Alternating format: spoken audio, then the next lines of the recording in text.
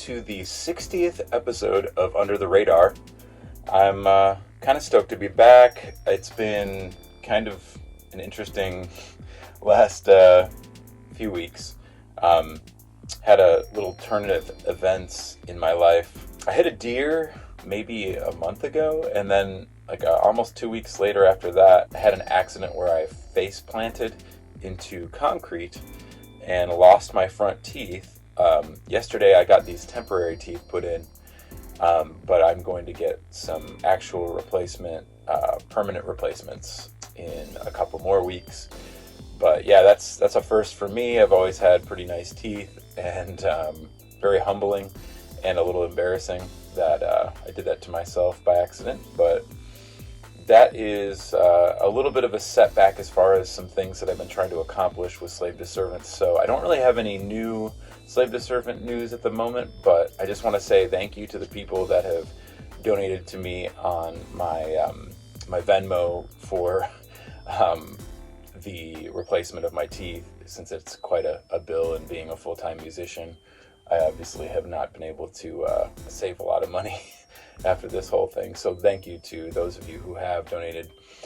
Anyway, I'm going to go ahead and break into this episode. I'm pumped to say, this is getting into the 60s now of this series, and the band that I'm going to cover today is a band that was very briefly mentioned in a previous episode. I did an episode, a four-way split with Took to the Sea, which formerly was The Color Blue, who I covered in previous episodes as well, and the different bands on the split. I love the bands that were on that split, especially the band today that I'm going to cover, which was on that split, called Unique Chique.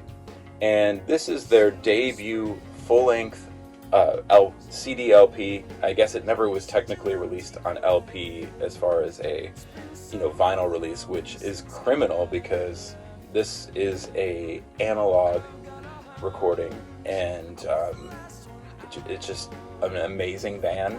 My story with this band starts back in 2002.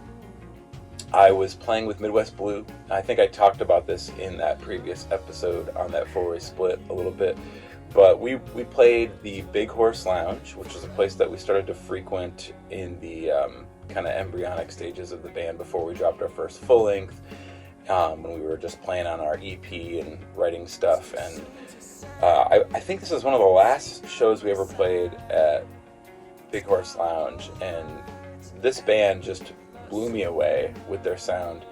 And they gave me their first demo. It was a 3-song demo. 2 of the songs, I believe, were re-recorded for this full length, and then all 4 of the songs that were on the four-way split made this full length eventually when it was released. But the story kind of goes full circle. So I kind of feel like this was 2002. I had pushed this band to anybody I knew who was into indie rock. And when I say indie rock, I don't mean what it's become today. I mean kind of that traditional Jade Tree, Polyvinyl Records sound of bands. This band had something completely special, very reminiscent to me of American football, and that, for lack of a better term, noodly, jazzy, emo, indie rock, just beautiful melodic music. And I guess the only band at the time in Chicago that was doing something comparable to that I knew about and had played with and was friends with was a band called Colossal, which I've covered in previous episodes. And this very much relates to them. This record was recorded by Scott Adamson, same gentleman who recorded Colossal's full length and their EP, as well as bands like the Honor System, and I'm trying to remember who else he had recorded, but great analog studio in Chicago called Semaphore Studios. Scott, I think this is the best thing that Scott ever recorded. I just think that this record is, I'm completely biased also, I should say, because this thing came full circle. What initially happened was that I recommended this band to be on the four-way split with Justin, who put that together at Winter Room Records. And then when Midwest Blue, we were on Post 436 Records, Jason Sisley, the owner, I kept pushing this band to them, actually. And I kind of forgot for maybe a solid year about the band because I hadn't heard anything. I remember playing the Metro with the Academy in Midwest Blue, and I remember Matt, the secondary guitar player, whose brother was the drummer of the band. Matt showed up to our show with the Academy and handed me a Metro ticket for their first Metro appearance. And I was like, yes, I want to see you guys. You guys are amazing. And that was, I think, around the time I started getting on the phone, seeing that they were a little bit more active in Chicago and playing Metro and stuff like that. I started to talk to Jason Sisley about them and how amazing they are, and that he should probably start to get in touch with that band. And so, long story short is that Post 436 was scheduled to release this full length. Basically, I was on tour with Dorm Life, which we were at some point supposed to put out that first record with Post 436, and we ended up doing it ourselves as my first release on my label Alarm Clock, which I've mentioned in the past, which was based off of the artwork to Midwest Blues' final release as a band. At least, while we were still a band, there was a posthumous release, which I'll cover in the future. But it was based off the artwork. So Alarm Clock Records was born out of necessity, just to kind of put out my own music and my interest in perhaps putting out other artists as well. I had interest in putting out compilations. And basically, when I got back from the Plead for Peace bicycle tour, I remember going to see The City on Film, which was another band that I've covered in the past, which is Bob Nana from Hey Mercedes. Post 436 had released the debut EP by City on Film, and Unique Chique was playing with them, and I can't remember the club exactly where it was that they were playing, but I showed up, and Joe, the singer, Joe Starita, he came up to me and was sort of poking a jab at me for recommending Post 436 to them, because they apparently had, been strung along for a whole year with the release of their record. It hadn't come out yet. And I was like, oh, well, that seems to be a problem that I had faced with Dorm Life and just some other stuff, just miscommunication, no bad blood, but just there was a feeling of, I just got to do this on my own kind of deal. So he then said to me, I don't know when this thing's going to come out, and it's frustrating. And I was very serious at the time about getting a compilation out. And I've talked about this a little bit in the past. I'm going to try not to harp on this too much, because I want to cover this later in this series. But I wanted to put out a John Hughes tribute compilation of all Chicago bands doing songs from John Hughes films. And this band was going to be on there. I had talked to them about already covering Echo and the Bunnymen's Bring on the Dancing Horses, which was originally in the film Pretty in Pink and appeared on the soundtrack. And so we had talked about doing that together. And when Joe mentioned that their full length wasn't going to come out, or hadn't come out yet, I was blown away, and I just felt very compelled to kind of put whatever else I was doing on hold.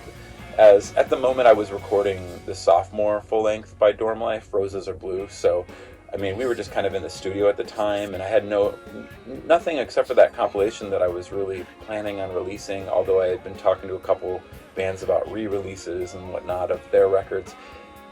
Just, I guess, going back to how special I felt, at Big Horse, and then the four-way split kind of coming together.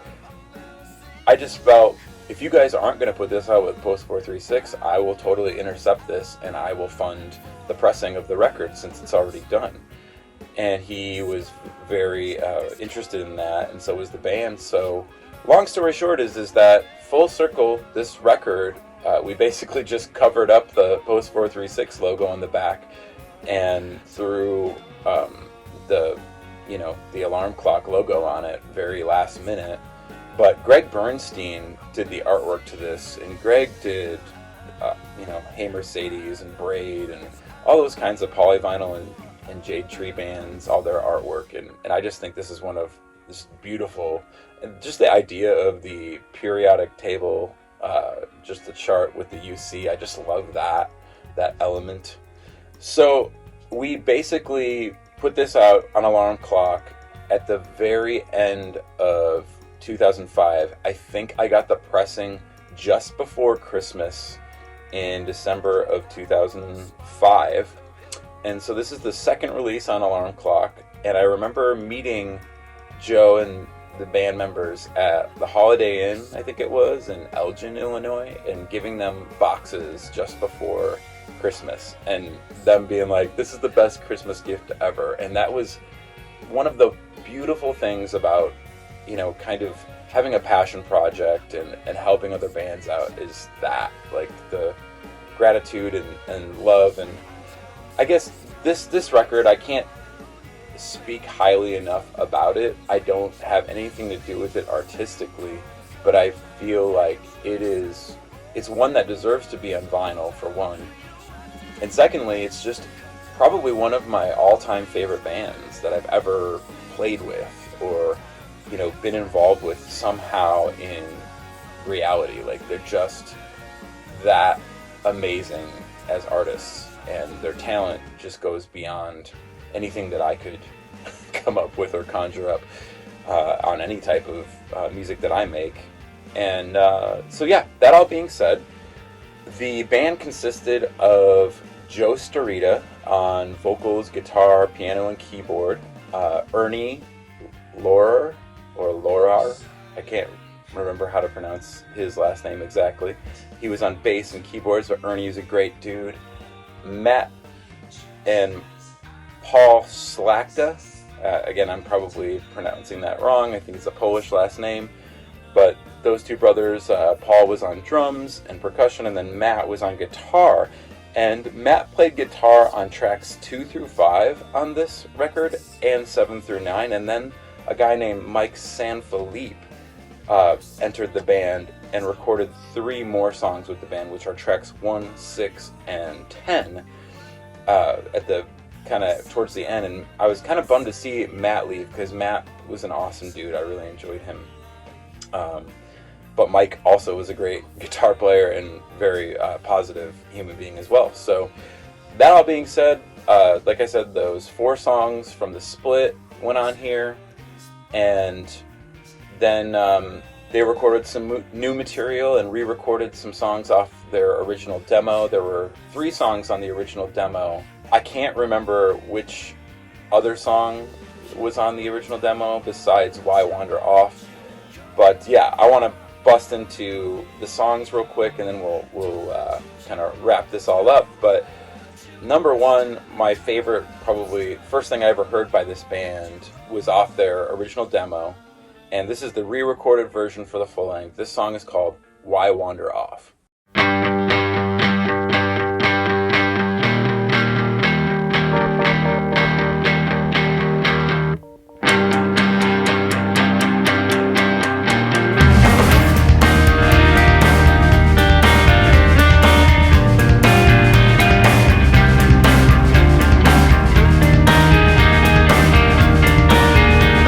Sit around long, stand around enough, you're gonna stay tired.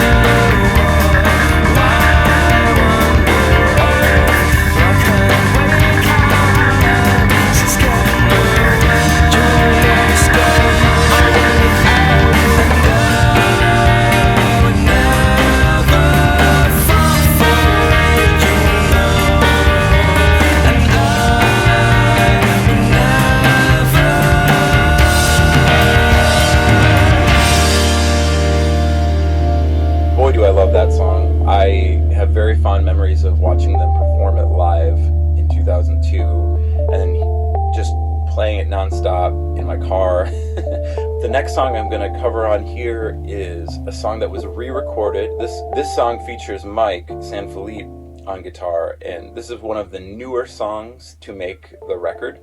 This song is called Peace and Core of Human Mind.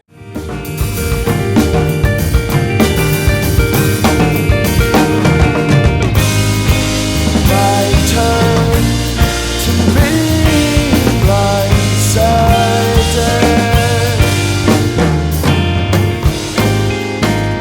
If there's some of the worth in you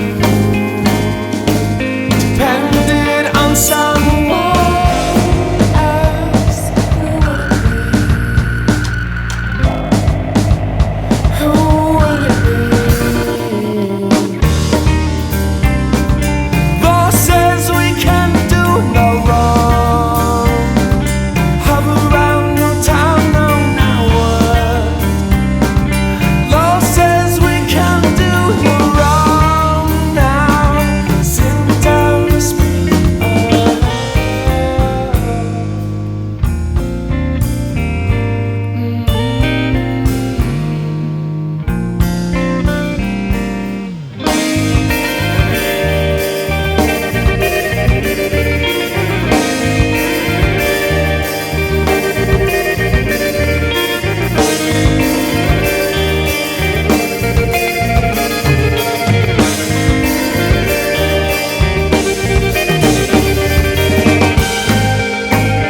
if there's some of the worth in you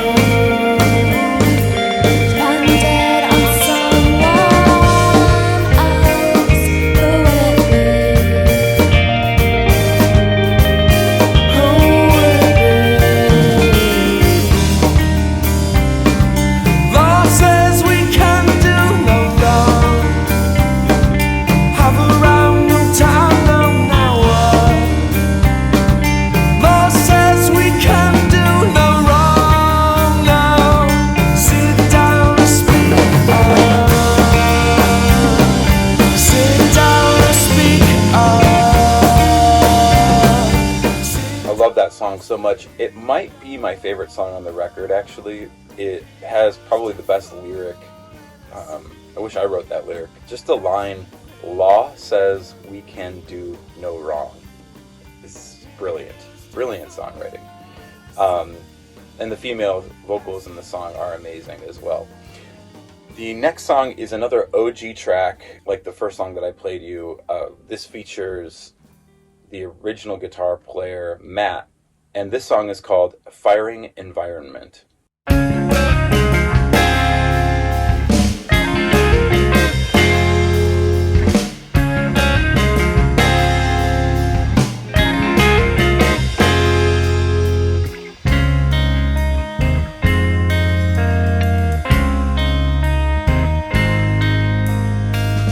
You've got a place unlearned and so cold during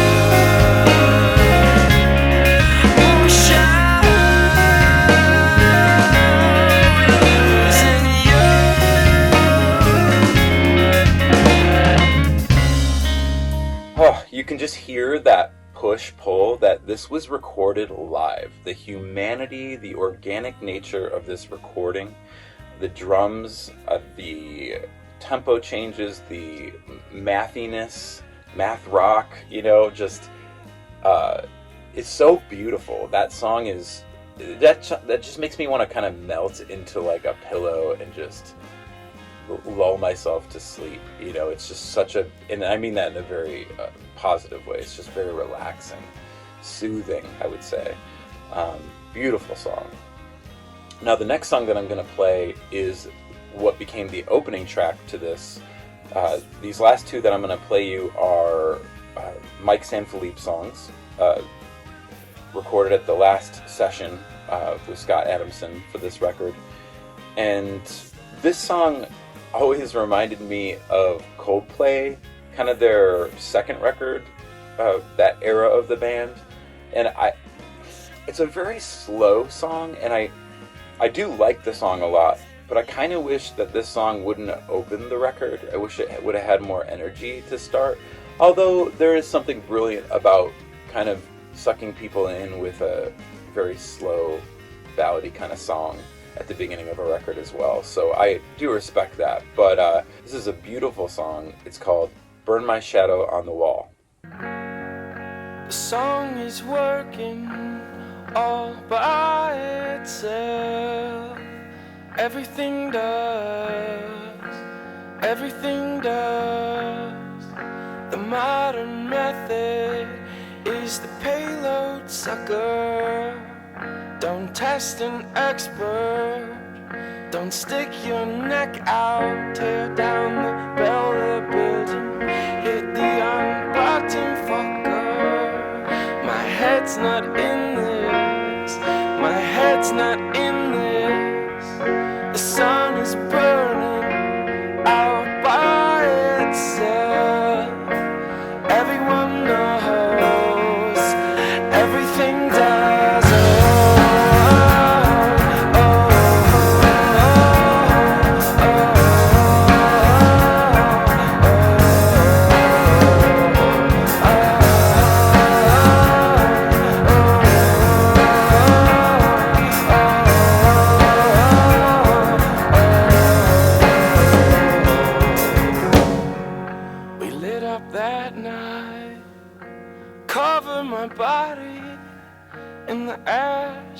Snow follows. If the cat tips one lit candle off the table while we sleep, I bet you I'll never be able to feel it burn. 'Cause I'm always on and on fire. I will not be able to feel it burn. 'Cause I'm always on and on fire.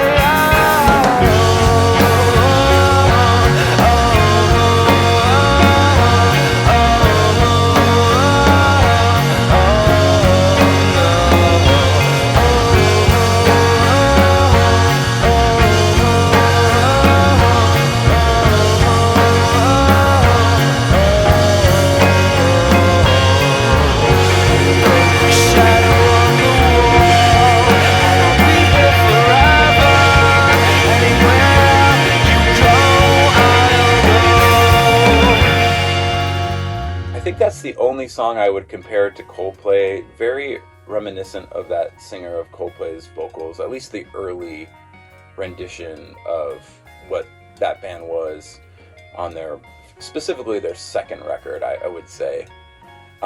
Anyhow, we're going to do one more song off this. This is the closer to the record, another Sanfilippo song, one of the last batch of songs that was recorded for the full length, and this song is called Save Up and Stay Down.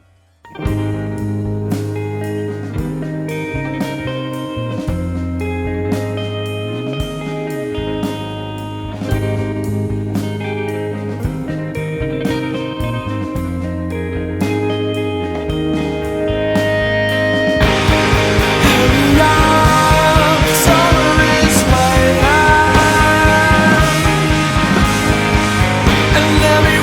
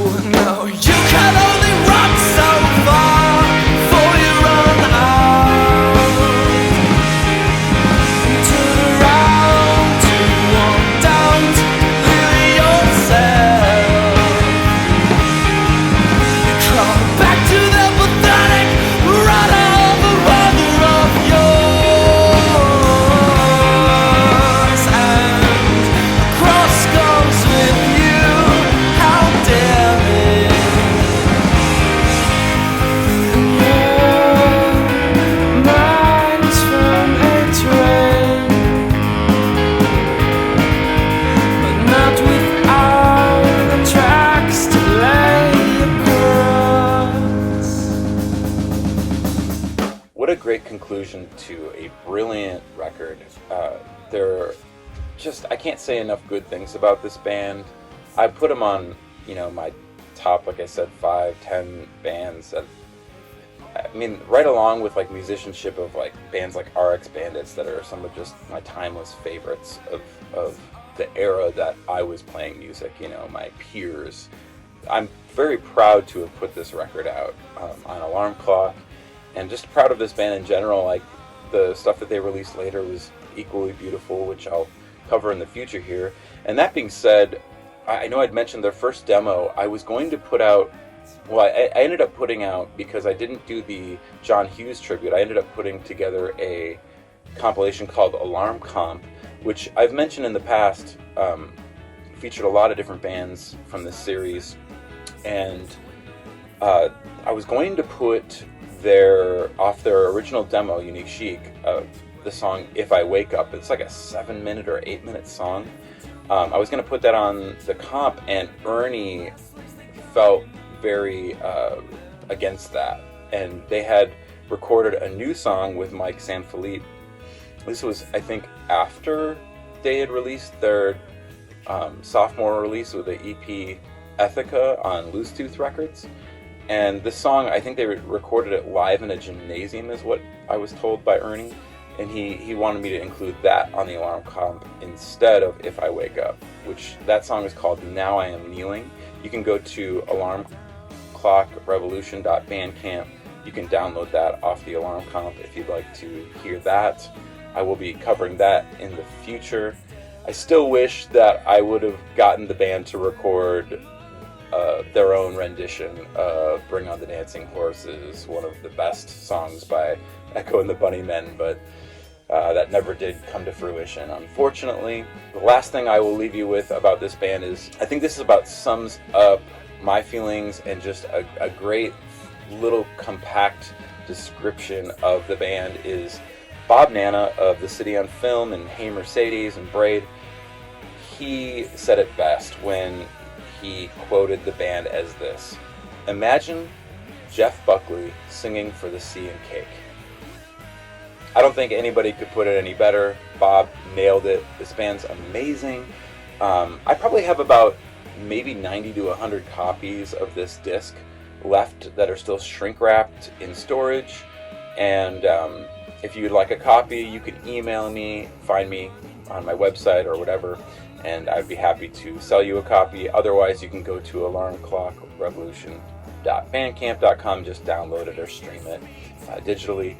So that about does it for Unique Chique. I will be bringing them up in the future, but in other news, I've just, like I said, been recovering from some accidents and financial misfortunes, getting ready to start practicing with Slave to Servant for our performance in October.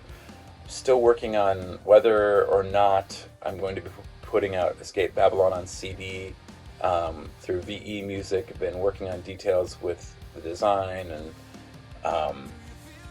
got some deadlines to meet for that. But just kind of brainstorming ideas for music videos, doing what I can, but it does seem like I'm sort of at a standstill right now with things. So if anything else comes up, I will bring it up, but I'm just going to be posting more under the radar episodes as I keep going here. I'm excited to get into the 60s and work my way up through the series to 100. And, if you get a chance, go to slavetoservant.com/store. You can support me there if you'd like, and buy the new album on vinyl or a shirt or whatever whatever you can do to support what I'm doing. I just appreciate you. I appreciate all the comments on past videos, getting some interaction on some of the archived back catalog of episodes of Under the Radar, and I will be back soon. And until then, thank you for your time.